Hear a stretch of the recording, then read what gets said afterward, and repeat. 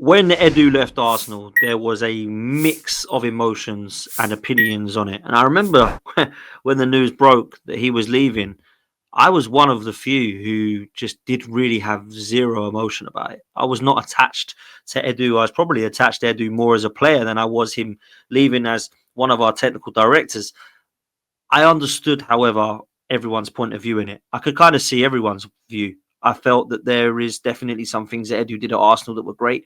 I felt there was really good signings, but I also felt there was some bad signings. So I understood those are a little bit in the middle, like myself, a little bit balanced towards it, thinking, yeah, like some of the stuff, not really going to miss him though. There are some that genuinely were disappointed because they felt that he did a good job and believed that he was responsible for where we are today in terms of some of the players and how they've developed into what's been a title challenging side. And then there's the ones that just do not really care about him leaving whatsoever and won't miss him at all. And I think that I can understand that also, that there has definitely been some mistakes that Edu has made. There's definitely been some transfer negotiations I've been disappointed with. There's certainly been some player sales. When you look at Chelsea's youth academy getting more money in the last few years than Arsenal's first team, that is a big, big problem when you look at the role that Edu has had to play at Arsenal. So now that he's gone, I thought I would do a show about looking at some of the replacements for him and some of the rumours or some of the suggested lineups to replace Edu, and look at some of the talent behind that and look at what their experience is, because I believe wholeheartedly, and I can't stress this enough, we need somebody with an experienced head to come in here to replace Edu. I don't want it to be someone who's a yes man alongside Arteta. I feel there needs to be someone who supports Mikel Arteta, someone who looks for the best interests of Arsenal Football Club, but really someone who can say no to him, someone who can stand up for himself, and someone who can try to steer Mikel Arteta away when there has been that stubbornness from the manager. So I wanted to look at some of the options, some of the realistic options as well. I don't think we're going to go up to many of the sporting directors that are sitting happily right now and take them. Some of the names that people might be screaming at the screen right now, I think we do need to be realistic and look at the opportunity of how we can try and tempt these people to come in that are footballing men that would be interested in this project, interested in this regime, and interested in these next steps, because there's no longer a process at Arsenal. It's no longer about buying in 23-year-olds that will be ready to win a title at 28. I don't want any of that. I want players that are ready to come in and win now. And that's why I think we need experienced heads that have been there and that have done it. So let's go through some of the names that are linked with Arsenal replacing Edu. The first one, of course, is in-house, and that is Per Mertesacker. Now, Per Mertesacker, we know, was a big kind of key figure at Arsenal in the Emirates era, wearing the armband, being a key figure, lifting trophies, FA Cups, being a great centre-half for Arsenal. But if I'm honest with you, I'm happy with what he's doing in the academy at the moment. I don't really see that as an option for us to be looking at Per Mertesacker to just be promoted to now become our technical director and take over what Edu was doing. I don't think Per Mertesacker has the experience, the scouting knowledge, the understanding of how a football club runs or how it should run, and certainly not how a football club should run to win major honours at the very top. And that's why I would not be looking to go for somebody in-house. And Per Mertesacker, I think, is fine with where he is. That's the first option. If we want to look at a similar ex-player or someone that has had a little bit more experience, perhaps, then maybe we go for Thomas Rosicky. Now, Thomas Rosicky, as we know, is probably one of the fans' favourites of the Emirates era. He was a player I absolutely loved watching. Somebody who, if he weren't injury-prone, could have done a lot more at Arsenal, in my opinion. I think when you look at him taking over for the shirt number of Robert Pires, he was a player I absolutely loved watching. He has been the director and sporting director over at Sparta Prague since 2018. He was appointed back then. He's been there for 5-6 years now. If I'm honest with you, Sparta Prague have not been hugely successful. You don't look at what Sparta Prague have done in the last 5 to 6 years and think, wow, they've dominated football, unless someone can correct me. But he has at least got some experience of how they're run. And if I'm honest with you, it's kind of a club close to his heart. I don't think it's a club that he would want to leave in a hurry. But I think if Arsenal were to invite him back in some form or in some role, then potentially his head could be turned. But I don't really want to be seeing Thomas Rosicky come in, and I'll tell you why. I think he's a yes man for Mikel Arteta. He's someone that can sit alongside him, someone that worked with him, someone that played with him, an ex-teammate, someone who understands Arsenal, yes, but I think somebody that would probably be happy to go along with what the manager believes. And I'm not saying that the manager needs somebody to be corrected all the time because the manager's always wrong, but there needs to be that kind of level of respect that if they believe they're going down a path that might not suit the best interests of the club, he needs somebody alongside him to say, that ain't going to happen. We need to stop that. That's why David Dean was so successful. That's why Pat Rice, as a coach, was so successful, because they had the respect from Arsene Wenger that if he was going potentially wrong, they would say so. And that's what we need from Mikel Arteta. I'm not so sure that Thomas Rosicky would do that. So that's not really an option for me. The other person that we've been linked with is Phil Giles from Brentford.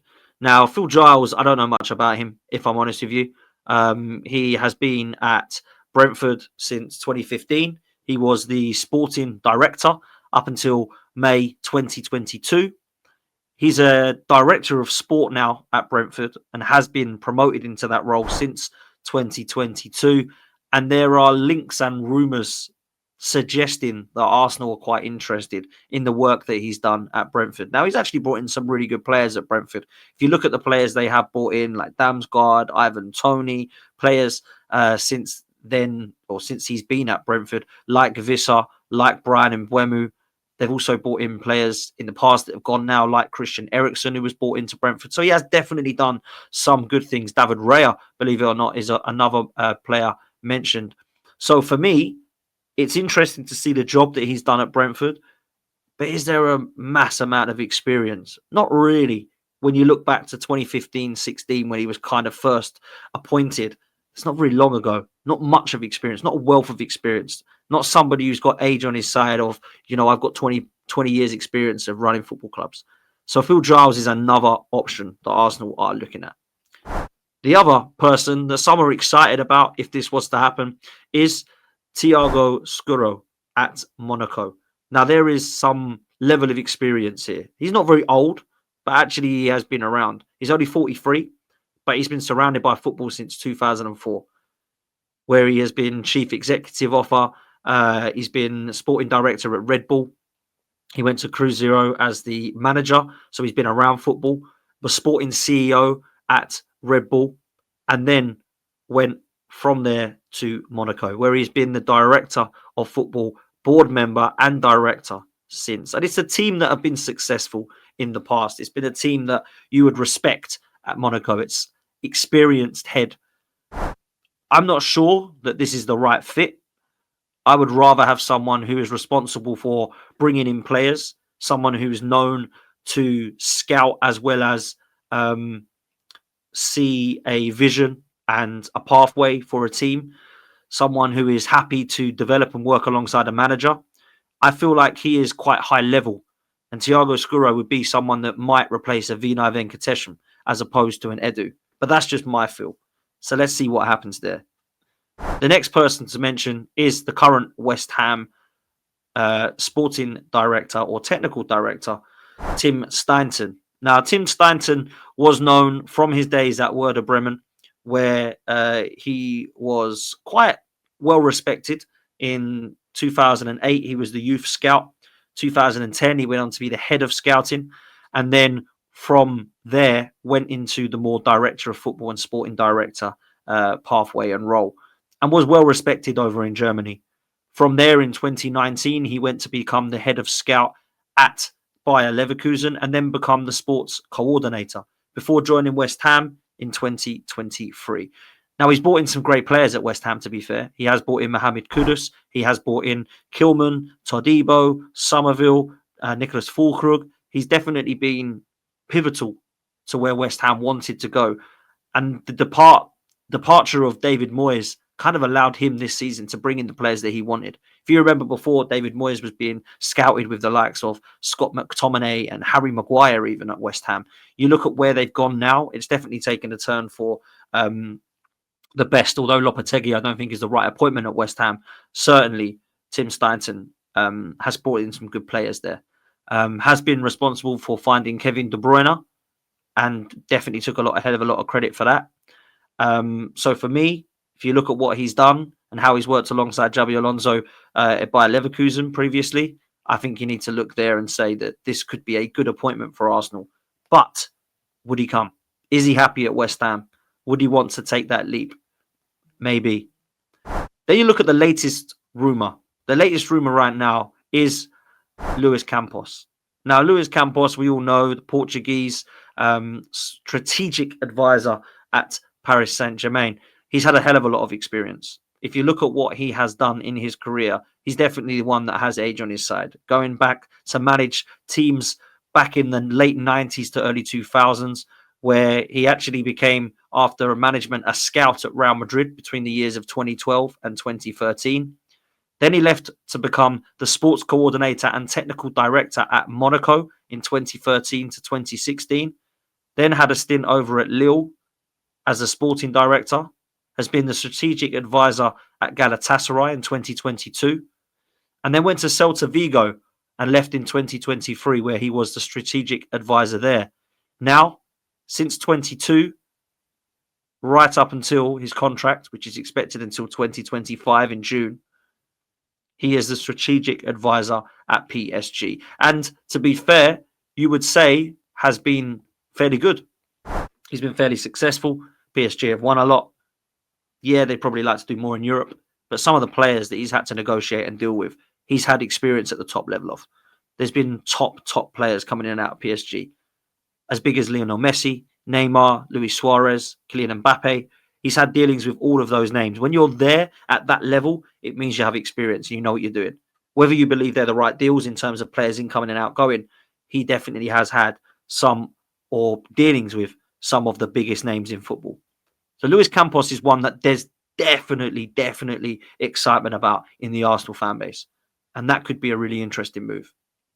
The next name on the list I wanted to talk about was Simon Rolfs. Now, I don't know much about Simon Rolfs. All I know is what the job he's doing at Bayer Leverkusen has been well respected. And it's a job, of course, that people are now looking at under Xabi Alonso. Now, he was the academy manager there back in 2018. He then moved to sporting director from December 2018 right up until 2022, where he was then promoted in July 2022 as the managing director of sport at Bayer Leverkusen. And you can all see the players they brought in, the likes of Florian Wirtz, the players they're now looking at in Xhaka, Jeremy Frimpong.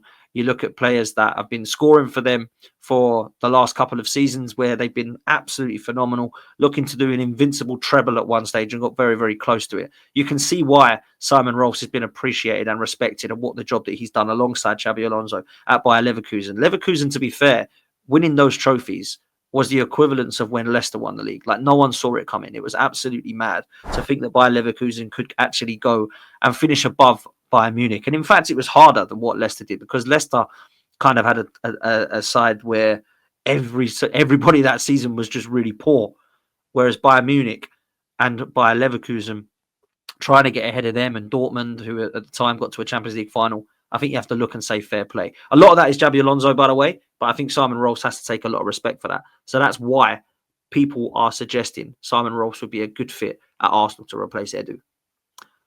As we come to the last few, they start to get a little bit more exciting. There was very loose rumours for the next guy, Giovanni Sartori. Now, Sartori is a guy who has done very well in the last couple of years at Bologna. We all know what Thiago Motta did with Bologna and some of their players that have been bought by Arsenal. Calafiori, we look at Tomiyasu that's come from Bologna. Joshua Zirkzee has since gone. Thiago Motta has since gone to Juventus. So obviously there's been fantastic opportunities for him that's been seen as a top coach. So when you look at Tomiyasu and Calafiori and Joshua Zirkzee all being bought by Premier League clubs, you look at what Bologna are doing and you think, yeah, something's working over there. And he has been one of the key reasons from what we understand. He has been the technical director there since 2022. He was previously at Atalanta, doing exactly the same job in 2014. And then previously has had jobs as assistant manager of Chievo Verona and was the sporting director there. But that was in the late 90s. So this guy, at the age of 67 now, has a wealth of experience. But it is over in Italy. Would he be able to bring his knowledge over to England? Would people be excited by that? Do they like the fact that he's had a wealth of experience? Do they like the fact that it's only really been at Atalanta and Bologna? Would they rather have someone from a Bayern Munich or a Real Madrid or a Barcelona? We've had that before with Raul Sanllehi and others, and it hasn't always worked out. We've had it with even Gazidis, who's gone over to AC Milan. So when I look at it now, I do feel we need an experienced head, and somebody like that would fit the bill for me. If we were to look at experience, then there are other names. If we weren't to look at experience in terms of age, then at least have experience at the top level. And that leads me to our next name, Marco Neppe, or Marco Neppe, as I think it is pronounced. Marco Neppe is 38 years old. The experience he has is at Bayern Munich. He was a scout back in 2014, being promoted to head of scouting in 2017, and then the technical director in 2021, leaving in April of this year. He has been responsible for the signings of Musiala. He has been responsible for being in and around the signing of Harry Kane. He has been responsible for signings that have come into Bayern Munich who have absolutely lifted them. Leroy Sané being one of them. Serge Gnabry, I believe, another. And obviously keeping hold of some of the players that they have done. For me, he would be a perfect fit. He's been around the best, just like Luis Campos. This would be a really, really good option if we were to look at someone a little bit younger that could work alongside Mikel Arteta. And then lastly, we come to one that I think a lot of people will be very, very excited about if this was to happen. And that's Roberto Olabe. Now, Roberto Olabe, of course, 57 years old, Spanish. Last club that he played for was Real Sociedad. And the reason I say that, back in 99 when he retired, is because that is where he has pretty much stayed. He is now the sporting director. And he's been in and around Real Sociedad for quite some time. Since the 90s, since he would become manager after leaving in 99, he became the sporting director in 2002.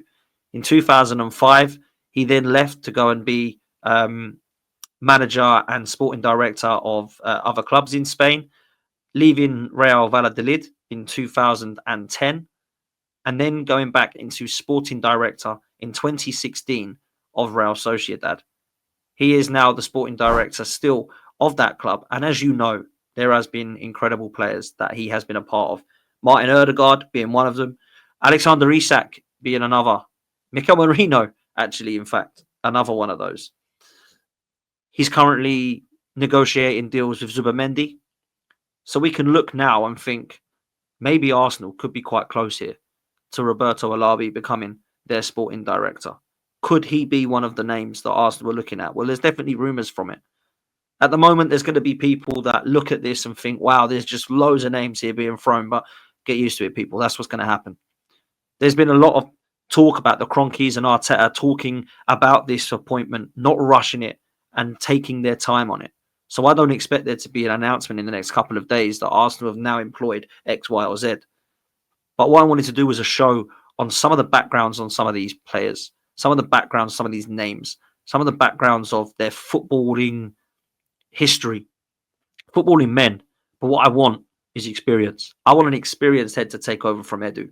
I don't want there to be somebody that comes alongside Mikel Arteta that is going to say, yeah, what do you want me to do? Anything you need, sir. We need to be in this together. We need to be looking at how we keep this squad of players competitive, how we keep them dominating world football, how we take us to the next level. That's what I want to be hearing from the sporting director. Not just whatever the manager needs, just let me know. I want them to have a vision. I want them to have experience. I want them to know how to get us across the line. Because that's something we don't have at Arsenal right now. We don't have a manager with a wealth of experience. We've not really got a board with a wealth of experience. We definitely don't have owners that have history of running football clubs. What we need now is an experienced head to say, this is what I've done at Bayern Munich, or this is what I've done at Real Madrid. Or maybe it's not Real Madrid. Maybe it's Monaco, but it's been successful. Maybe it's Bayer Leverkusen, and it's been successful. Maybe it's Real Sociedad, and it's been successful. But we need to have the experience in this team right now. And that's what the club needs. A head that people go to. A voice of reason. A voice that's respected. A voice where people go, like, listen to this guy, he knows what he's doing. That's what Arsenal lack, and that's what Arsenal now need. Big up to all of you for watching. Make sure you hit the like button. Make sure you hit subscribe. We're on the way to 30k. Make sure you do both those things right now, and we'll see you next time. Take care, people. We're out of here.